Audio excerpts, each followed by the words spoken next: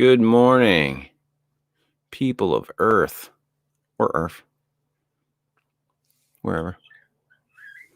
How are we this morning or this afternoon, wherever you're from? You could be across the ocean, and it could already be this afternoon. I don't know. I just read the stories. That's pretty much it. No other real purpose here. Just story reading. I will be getting into the Ambrose Bierce tale, The Death of Halpin Frayser, here momentarily. For those of you that can join me live. For those of you that can't, you'll be listening on the replay or the podcast.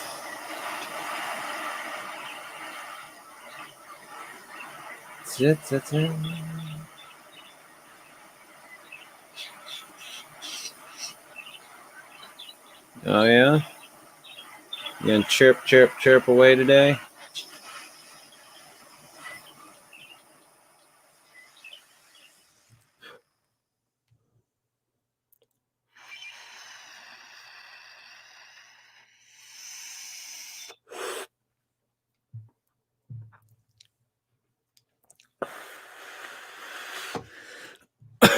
Oh, got the day off today, so just kind of been relaxing, doing my thing, drinking my coffee. All right, make sure everything's shut off here. Don't need any interruptions. I already got that fucking bird. Huh, Usul?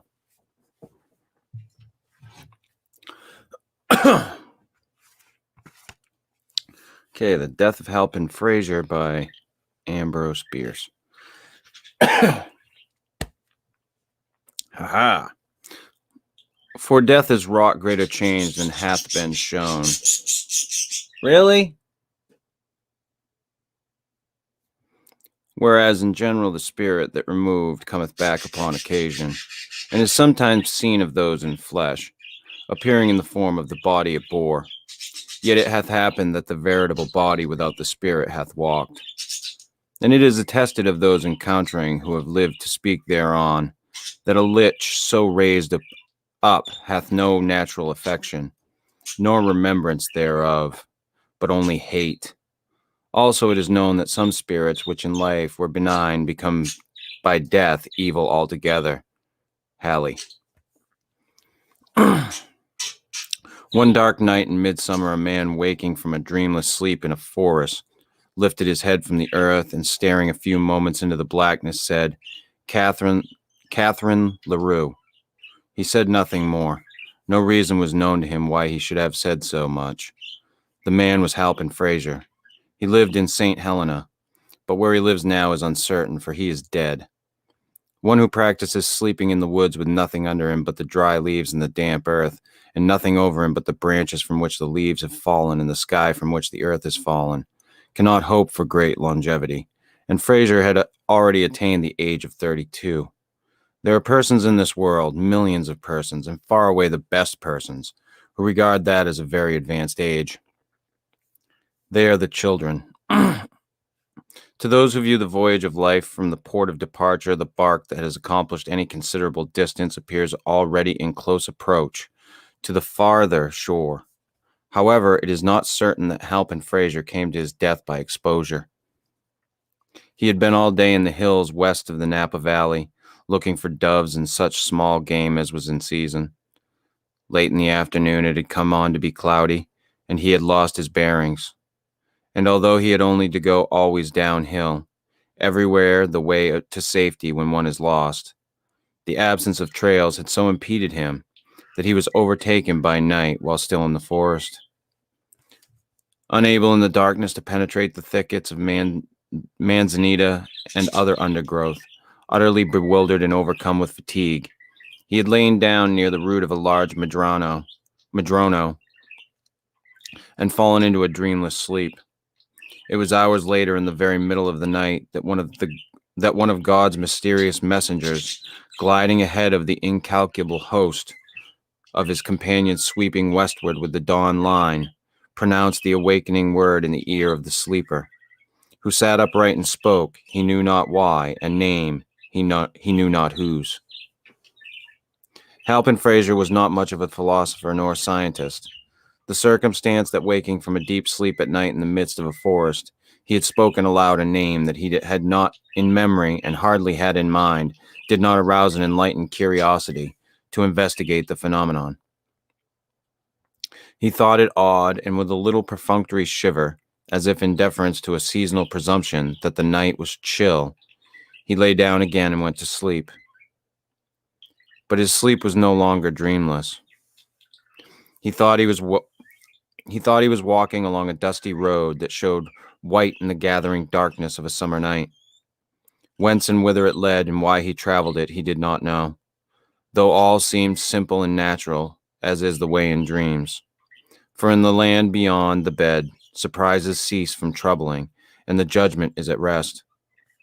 Soon he came to the to a parting of the ways leading from the highway. Was a road less traveled, having the appearance, indeed, of having been long abandoned, because, he thought, it led to something evil. Yet he turned into it without hesitation, impelled by some imperious necessity. As he pressed forward, he became conscious that his way was haunted by invisible existences, whom he could not definitely figure to his mind. From among the trees on either side, he caught broken and incoherent whispers in a strange tongue, which yet he partly understood. They seemed to him fragmentary utterances of a monstrous conspiracy against his body and soul. It was now long after nightfall, yet the indeterminable forest through which he journeyed was lit with a wan glamour, having no point of diffusion, for in its mysterious illumination nothing cast a shadow. A shallow pool in the guttered depression of an old wheel rut, as from a recent rain, met his eye with a crimson gleam. He stooped and plunged his hand into it. It stained his fingers. It was blood. Blood, he then observed, was about him everywhere. The weeds growing rankly by the roadside showed it in blots and splashes on their big, broad leaves. Patches of dry dust between the wheelways were pitted and splattered as with a red rain.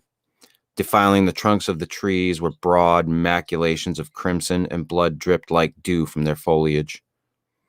All this he observed with a terror which seemed not incompatible with the fulfillment of a natural expectation. It seemed to him that it was all in expiation of some crime which, though conscious of his guilt, he could not rightly remember. To the menaces and mysteries of his surroundings, the consciousness was an added horror. Vainly he sought, by tracing life backward in memory, to reproduce the moment of his sin.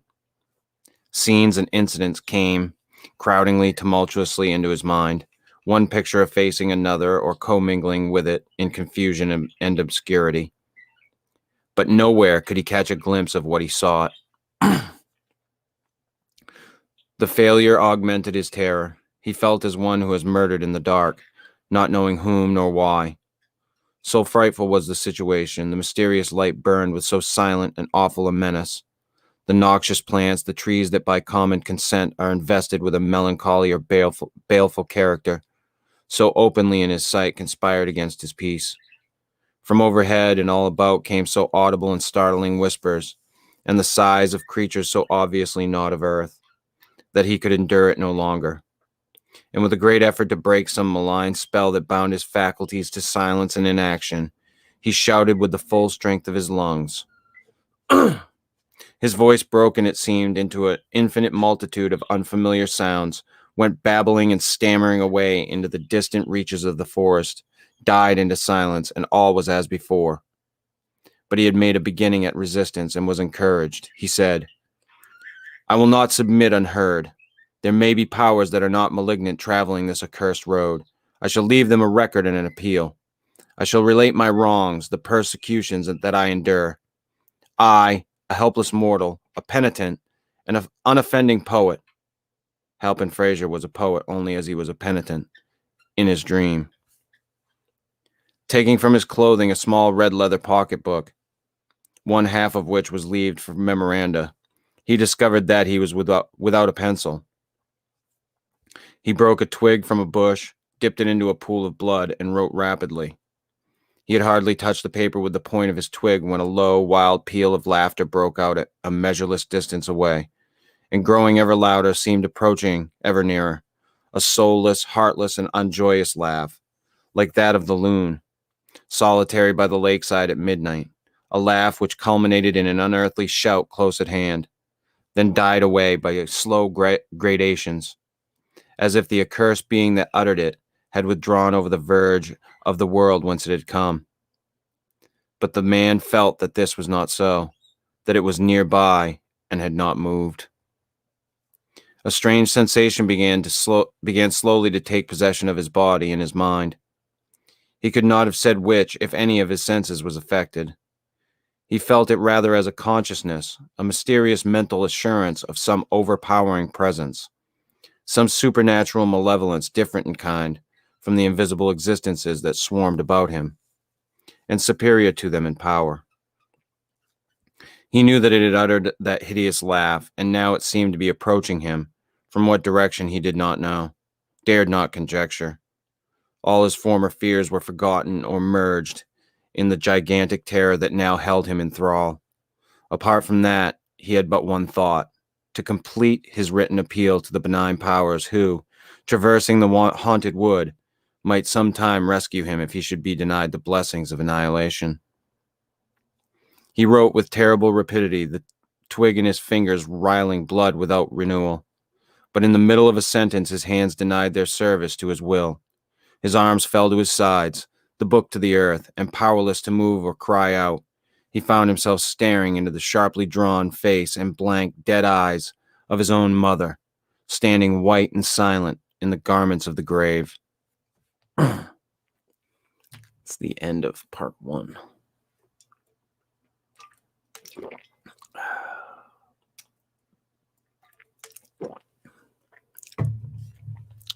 Part 2. In his youth, Halpin Frayser had lived with his parents in Nashville, Tennessee. The Fraysers were well-to-do, having a good position in such society as had survived the wreck wrought by civil war. Their children had the social and educational opportunities of their time and place, and had responded to good associations and instruction with agreeable manners and cultivated minds. Halpin, being the youngest and not over-robust, was perhaps a trifle spoiled. He had the double disadvantage of a mother's assiduity and a father's neglect. Frayser père was what no Southern man of means is not, a politician.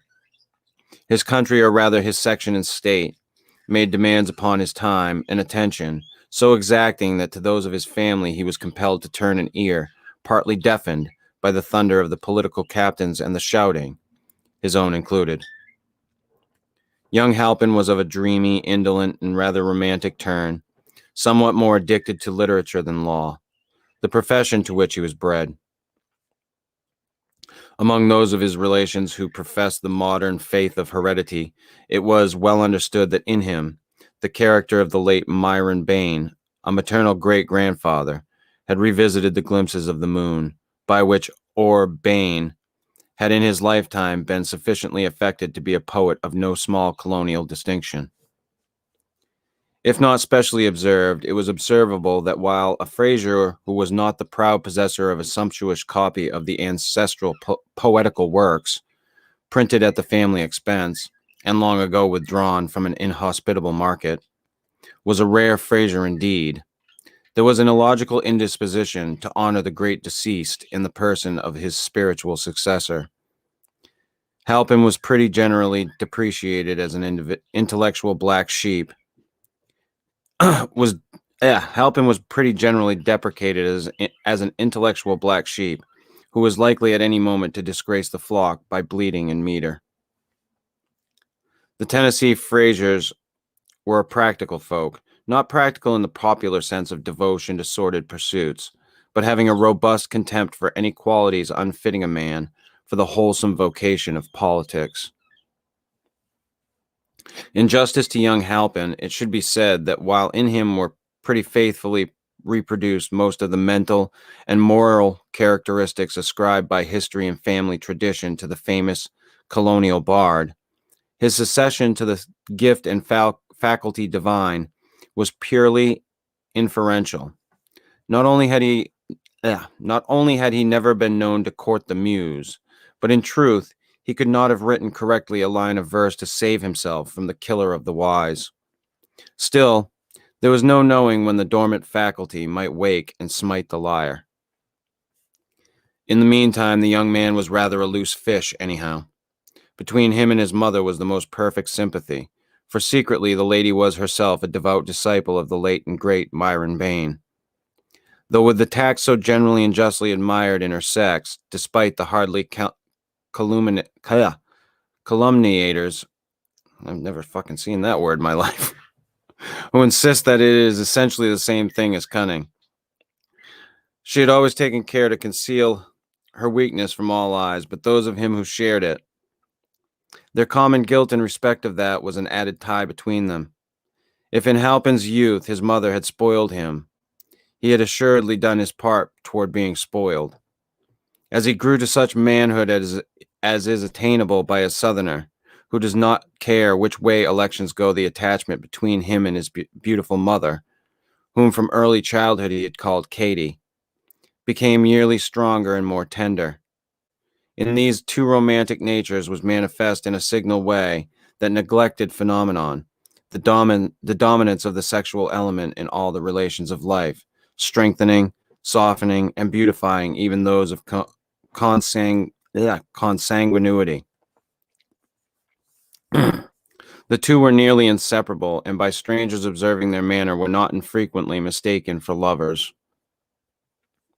Entering his mother's boudoir one day, Halpin Frayser kissed upon the forehead, toyed for a moment with a lock of her dark hair, which had escaped from its confining pins, and said with an obvious effort at calmness, "Would you greatly mind, Katie, if I were called away to California for a few weeks?"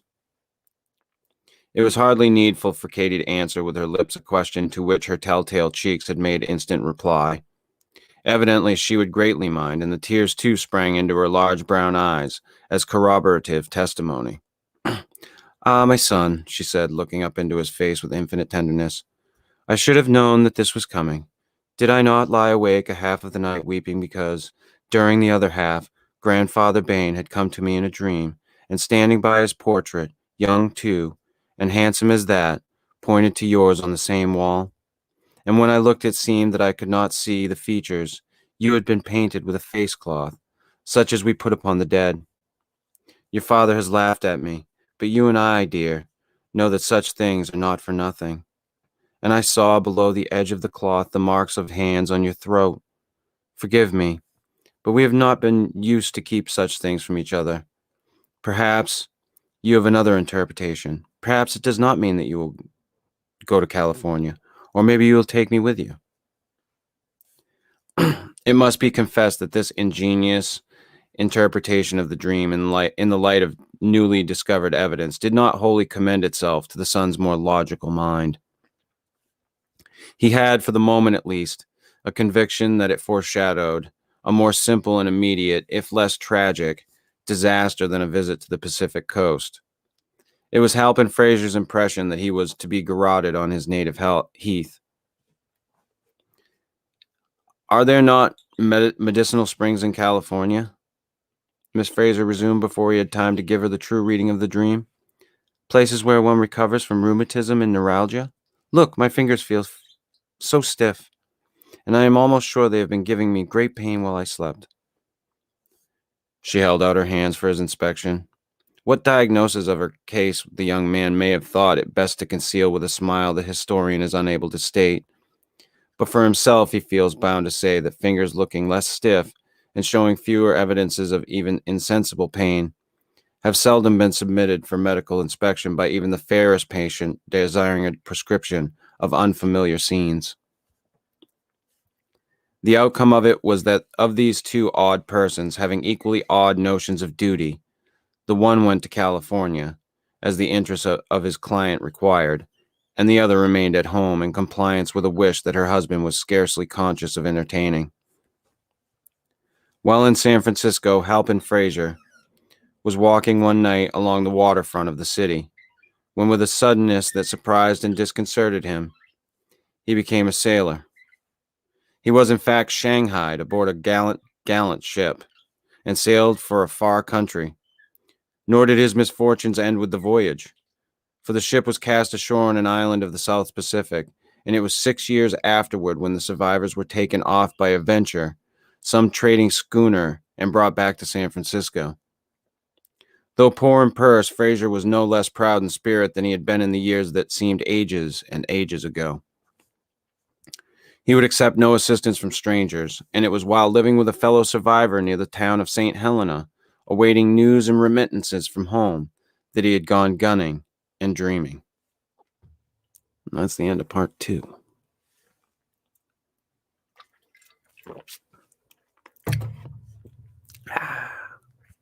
Part 3. The apparition confronting the dreamer in the haunted wood, the thing so like, yet so unlike his mother, was horrible. It stirred no love nor longing in his heart. It came unattended with pleasant memories of a golden past, inspired no sentiment of any kind. All the finer emotions were swallowed up in fear.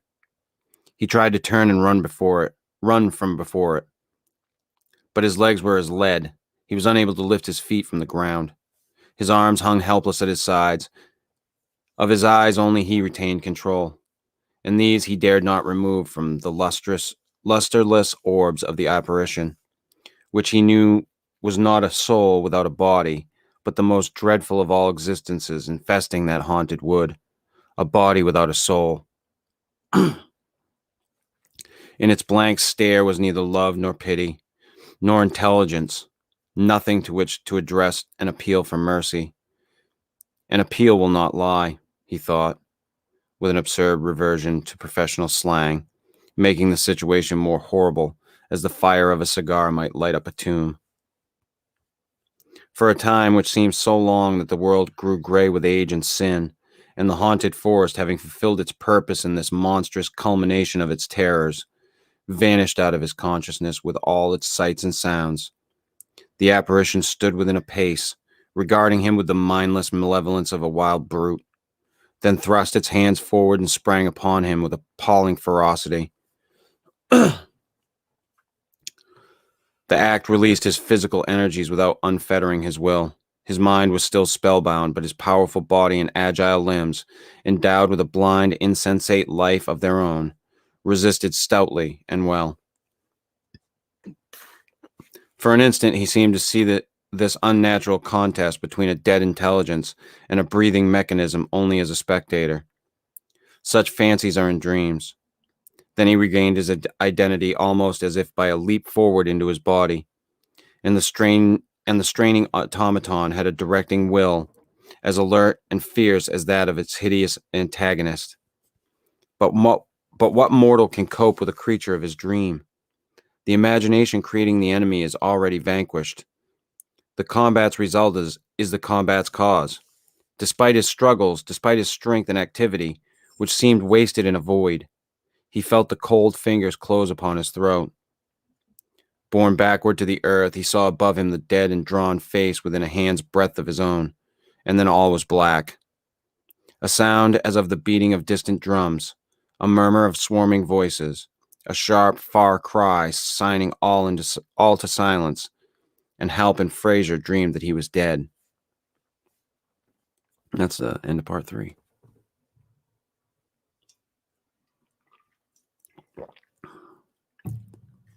Part 4. A warm, clear night had been followed by a morning of drenching fog. At about the middle of the afternoon of the preceding day, a little whiff of light vapor, a mere thickening of the atmosphere, the ghost of a cloud, had been observed clinging to the western side of Mount St. Helena, away up along the barren altitudes near the summit. It was so thin, so diaphanous, so like a fancy made visible, that one would have said, "Look quickly, in a moment it will be gone." In a moment it was visibly larger and denser, while with one edge it clung to the mountain, With the other, it reached farther and farther out into the air above the lower slopes. At the same time, it extended itself to the north and south, joining small patches of mist that appeared to come out of the mountainside on exactly the same level, with an intelligent design to be absorbed. And so it grew and grew until the summit was shut out of view from the valley, and over the valley itself was an ever-extending canopy, opaque and gray. At Calistoga, which lies near the head of the valley and the foot of the mountain, there were a starless night and a sunless morning. The fog sinking into the valley had reached southward, swallowing up ranch after ranch, until it had blotted out the town of St. Helena, 9 miles away. The dust in the road was laid, trees were adrip with moisture, birds sat silent in their coverts. The morning light was wan and ghastly, with neither color nor fire. 2 men left the town of St. Helena at the first glimmer of dawn, and walked along the road northward up the valley toward Calistoga. They carried guns on their shoulders, yet no one having knowledge of such matters could have mistaken them for hunters of bird or beast. They were a deputy sheriff from Napa and a detective from San Francisco. Holker and Jarrelson, respectively. Their business was manhunting. "How far is it?" inquired Holker, as they strode along, their feet stirring white the dust beneath the damp surface of the road. "The White Church, only a half-mile farther," the other answered. "By the way," he added, "it is neither white nor a church. It is an abandoned schoolhouse, gray with age and neglect. Religious services were once held in it. When it was white, and there is a graveyard that would delight a poet. Can you guess why I sent for you and told you to come healed?" "Oh, I never bothered you about things of that kind. I've always found you communicative when the time came. But if I may hazard a guess, you want me to help you arrest one of the corpses in the graveyard." "You remember Branscombe?" said Jarrelson, treating his companion's wit with the inattention that it deserved. "The chap who cut his wife's throat? I wasted a week's work on him, and had my expenses for my trouble. There was a reward of $500, but none of us ever got a sight of him. You don't mean to say—" "Yes, I do. He has been under the noses of you fellows all the time. He comes by night to the old graveyard at the White Church." "The devil! That's where they buried his wife." "Well, you fellows might have had sense enough to suspect that he would return to her grave sometime." "The very last place anyone would have expected him to return to." "But you had exhausted all other places, learning your failure at them. I laid for him there." "And you found him?" "Damn it, he found me. The rascal got the drop on me, regularly held me up and made me travel. It's God's mercy that he didn't go through me. Oh, he's a good one. And I fancy the half of that reward is enough for me if you're needy." Holker laughed good-humoredly and explained that his creditors were never more importunate. I wanted merely to show you the ground and arrange a plan with you," the detective explained. "I thought it as well for us to be healed even in the daylight." "The man must be insane," said the deputy sheriff. "The reward is for his capture and conviction. If he's mad, he won't be convicted." Mr. Holker was so profoundly affected by that possible failure of justice that he involuntarily stopped in the middle of the road, then resumed his walk with abated zeal. "Well, it looks it," assented Jarrelson. "I'm bound to admit that a more unshaven, unshorn, unkempt, and uneverything wretch I never saw outside the ancient and honorable order of tramps. But I've gone in for him, and can't make up my mind to let go. There's glory in it for us, anyhow. Not another soul knows that he is in this side of the mountains of the moon." "All right," Holker said. "We'll go and view the grounds." And he added in the words of a once favorite inscription for tombstones, "Where you must shortly lie. I mean, if old Branscombe ever gets tired of you and your impertinent intrusion. By the way, I heard the other day that Branscombe was not his real name." "What is?" "Can't recall it. I'd lost all interest in the wretch, and it did not fix itself in my memory. Something like Pardee. The woman whose throat he had the bad taste to cut was a widow when he met her. She had come to California to look up some relatives. There are persons who will do that sometimes, but you know all that." naturally. But not knowing the right name, by what happy inspiration did you find the right grave? The man who told me what the name was said it had been cut on the headboard. I don't know the right grave. Charleston was apparently a trifle reluctant to admit his ignorance of so important a point of his plan. I have been watching about the place generally. A part of our work this morning will be to identify that grave. Here is the white church. For a long distance, the road had been bordered by fields on both sides, but now on the left there was a forest of oaks, madronos, and giant spruces whose lower parts only could be seen, dim and ghostly in the fog. The undergrowth was in places thick, but nowhere impenetrable. For some moments Holker saw nothing of the building, but as they turned into the woods, it revealed itself in faint gray outline through the fog, looking huge and far away. A few steps more, and it was within an arm's length, distinct, dark with moisture, and insignificant in size.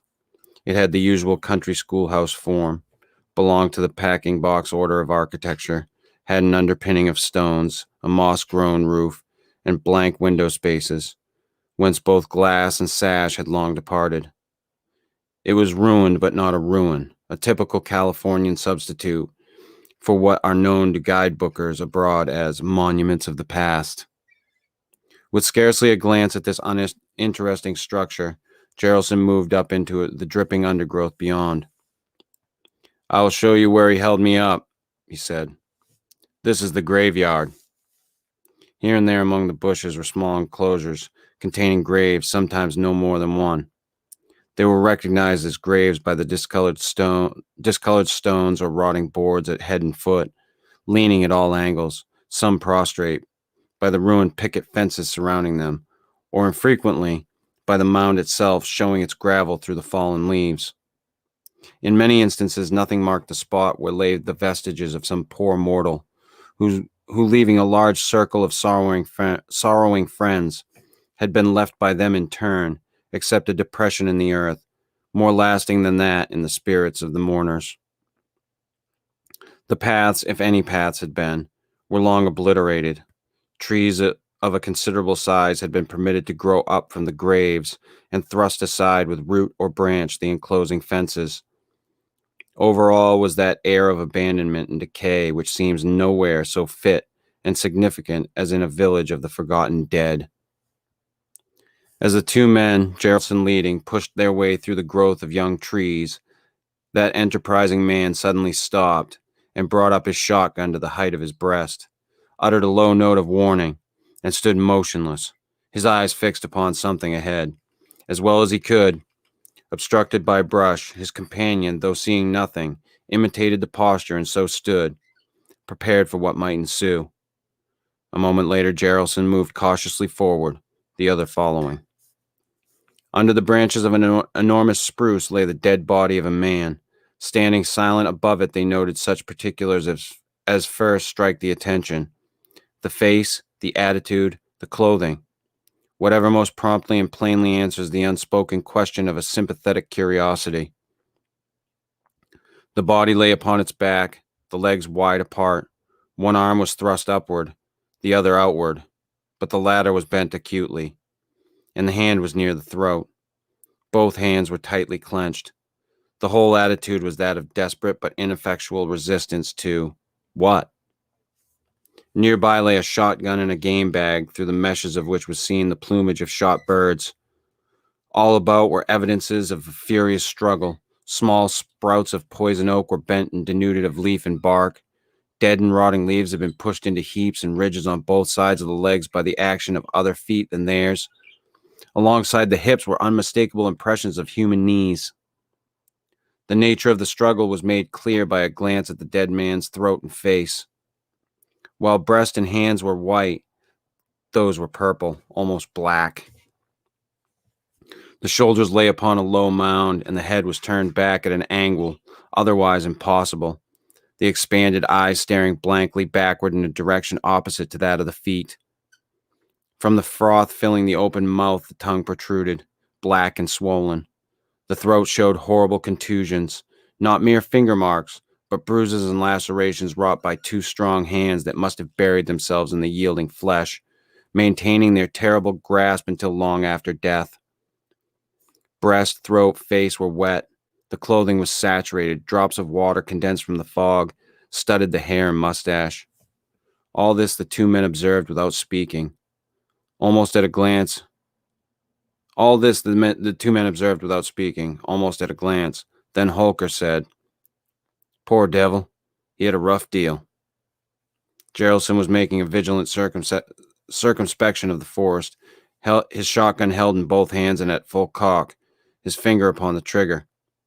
"The work of a maniac," he said, without withdrawing his eyes from the enclosing wood. "It was done by Branscombe, Pardee." Something half hidden by the disturbed leaves on the earth caught Holker's attention. It was a red leather pocketbook.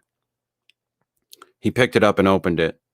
It contained leaves of white paper for memoranda, and upon the first leaf was the name Halpin Frayser, written in red on several succeeding leaves, scrawled as if in haste and barely legible, were the following lines which Holker read aloud, while his companion continued scanning the dim gray confines of their narrow world and hearing matter of apprehension in the drip of water from every burdened branch. Enthralled by some mysterious spell, I stood in the lit gloom of an enchanted wood. The cypress there and myrtle twined their boughs, significant in baleful brotherhood. The brooding willow whispered to the yew, beneath the deadly nightshade and the rue. With immortals self-woven into strange, funeral shapes and horrid nettles grew. No song of bird, nor any drone of bees, nor light lifted by the wholesome breeze. The air was stagnant all, and silence was a living thing that breathed among the trees. Conspiring spirits whispered in the gloom, half heard the stilly secrets of the tomb. With blood the trees were all adrip, the leaves shone in the witch light with a ruddy bloom. I cried aloud, the spell unbroken still rested upon my spirit and my will. Unsouled, unhearted, hopeless, and forlorn, I strove with monstrous presages of ill. At last the viewless. Holker ceased reading. There was no more to read. The manuscript broke off in the middle of a line. "That sounds like Bain," said Geraldson, who was something of a scholar in his way. He had abated his vigilance and stood looking down at the body. "Who's Bain?" Holker asked rather incuriously. "Myron Bain, the chap who flourished in the early years of the nation, more than a century ago. Wrote mighty dismal stuff. I have his collected works. That poem is not among them, but it must have been omitted by mistake." "It is cold," said Holker. "Let us leave here. We must have up the coroner from Napa." Charleston said nothing, but made a movement in compliance. Passing the end of the slight elevation of earth upon which the dead man's head and shoulders lay, his foot struck some hard substance under the rotting forest leaves, and he took the trouble to kick it into view. It was a fallen headboard, and painted on it were the hardly decipherable words, Catherine LaRue. "LaRue! LaRue!" exclaimed Holker with sudden animation. "Why, that is the real name of Branscombe, not Pardee. And bless my soul, how it all comes to me. The murdered woman's name had been Frayser." "There is some rascally mystery here," said Detective Geraldson. "I hate anything of that kind." There came to them out of the fog, seeming from a great distance, the sound of a laugh, a low, deliberate, soulless laugh, which had no more joy than that of a hyena night prowling in the desert, a laugh that rose by slow gradation, louder and louder, clearer, more distinct and terrible, until it seemed barely outside the narrow circle of their vision. A laugh so unnatural, so unhuman, so devilish, that it filled those hardy manhunters with a sense of dread unspeakable. They did not move their weapons nor think of them. The menace of that horrible sound was not of the kind to be met with arms. And it had grown out of the silence, so now it died away. From a culminating shout which had seemed almost in their ears, it drew itself away into the distance, until its failing notes, joyless and mechanical to the last, sank to silence at a measureless remove. And that is the end of the death of Halpin Frayser. Hope you liked it. Shadow Mick. Great reading. Thank you. You should be a voice actor as well as audiobooks. Well, thanks. I appreciate it.